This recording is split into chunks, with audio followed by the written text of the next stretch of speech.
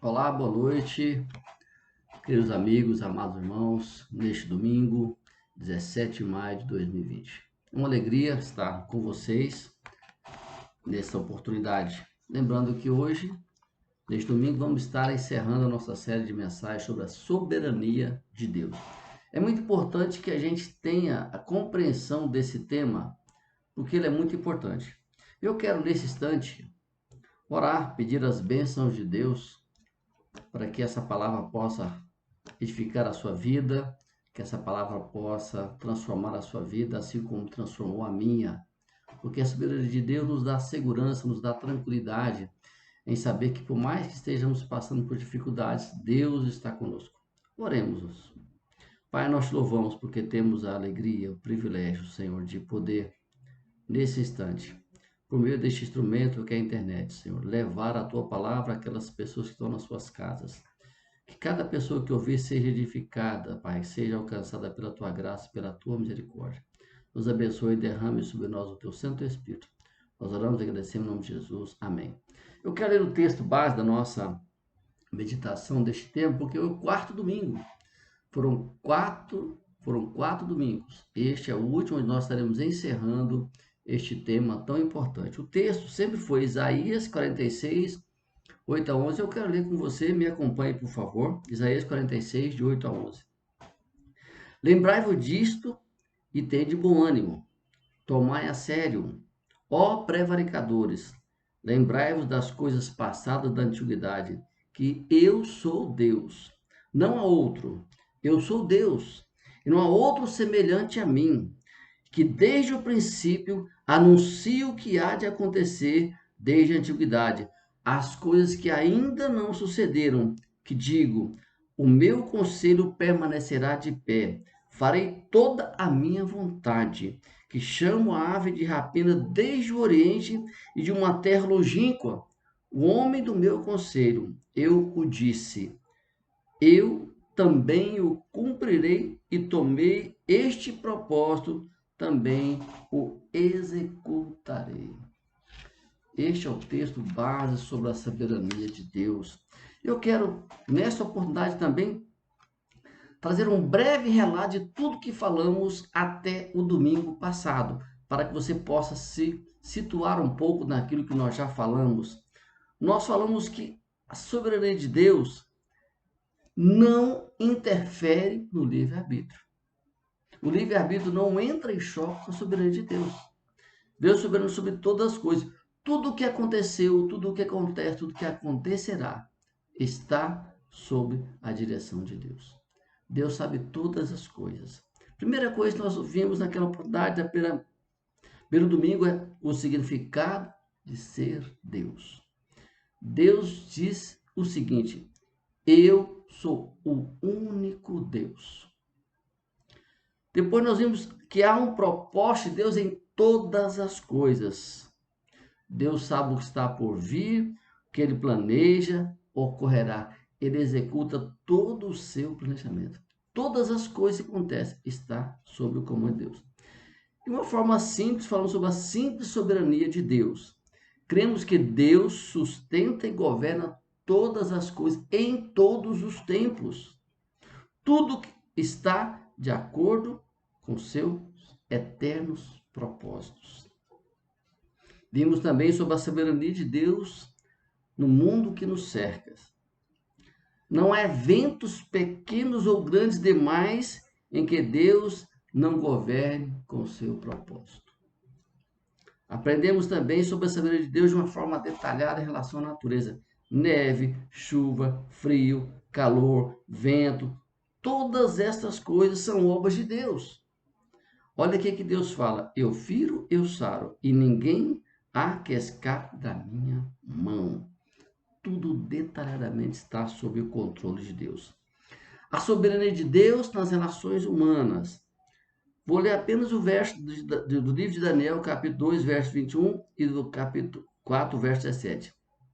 Olha só. É ele quem muda o tempo e as estações, remove os reis e estabelece reis. O Altíssimo tem domínio sobre o reino dos homens. As nossas relações estão sob a soberania de Deus. a soberania de Deus na nossa vida, e eu coloco aqui sobre a nossa salvação. Ela foi garantida no Calvário sob a soberania das mãos de Deus, do propósito eterno de Deus em nos resgatar. Deus e a sua soberania. Nós entendemos que a soberania é a autoridade suprema, é o domínio absoluto, é a qualidade daquele que governa com poder absoluto. E isto, repito, não interfere no nosso livre-arbítrio, mas a vontade de Deus é sempre soberana. Nós vimos que há descanso na soberania de Deus. E citei aqui Jó 42:5, que diz assim: Eu te conhecia só de ouvir falar, mas agora os meus olhos te veem. Ou seja, Jó teve uma experiência profunda com Deus. Pode avaliar perfeitamente. Aí podemos descansar na soberania de Deus. Assim como os céus, eu cito aqui Isaías 55:9, que assim como os céus são mais altos do que a terra, também os meus caminhos são mais altos que os seus caminhos, e os meus pensamentos mais altos que os seus pensamentos. Ou seja, posso ficar tranquilo, porque Deus está comigo em todos os momentos. A última palavra do domingo passado foi: Deus conhece os nossos limites. Creia que o Senhor não irá deixar que você passe por algo que você não tem condições de suportar. Deus é grandioso, Ele não vai permitir que você seja tentado acima da vossa força. É o que diz Paulo em 1 Coríntios 10:13. Então, até domingo passado, este foi nossa última palavra. Então, a partir de agora, para encerrar, quero trazer mais 2 pontos importantes para que a gente possa dar continuidade, que é: os planos de Deus não podem ser frustrados. Eu cito aqui o texto de Isaías 43:13, que diz assim: Desde os dias mais antigos eu o sou. Não há quem possa livrar alguém da minha mão. Agindo eu, quem pode desfazer? Ou outra tradução: agindo eu, quem impedirá? Diante da soberania de Deus, do seu poder infinito, o que nós podemos fazer para impedir Deus de ser Deus ou de executar o seu propósito? A resposta é simples: nada, absolutamente nada. Nada que nós possamos fazer venha mudar aquilo que Deus estabeleceu. Nós aprendemos muito com Jó, citamos Jó diversas vezes aqui nessa mensagem, nessa série de mensagens.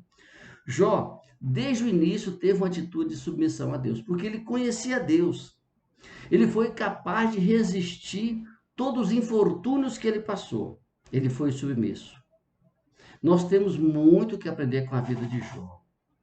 Precisamos entender que nada que fazemos pode alterar aquilo que Deus quer e vai realizar. O exemplo de Jó é grandioso. Satanás, numa conversa com Deus, tenta tirar Jó da confiança da sua fé em Deus. Mas Deus não permite. Porque Deus tem um plano, Deus executou seu plano até o fim. Outro exemplo que eu quero citar aqui nessa noite, que os planos de Deus não podem ser frustrados, profeta Jonas. Você conhece, a maioria das pessoas conhece. Deus dá uma ordem para Jonas, Jonas passou a ilusão de que poderia fugir da soberania de Deus, compra a passagem para Tarsis. Isso alterou o plano de Deus? Não alterou. Ele entrou no navio, foi para o porão, isso também não alterou o plano de Deus. Aí Deus então trabalha no seu plano apesar da rebeldia de Jonas. Ele providencia um peixe que engole Jonas. Isso mudou o plano, o propósito de Deus? Não mudou. Isso alterou o plano de Deus? Não alterou. Porque Deus preparou aquele peixe para levar Jonas até o seu propósito final. Nós podemos dizer que Jonas poderia ter economizado dinheiro, poderia ter economizado desespero, frustração. Mas o que eu posso dizer para você? Vale muito a pena seguir os caminhos de Deus. Não desobedecer a Deus.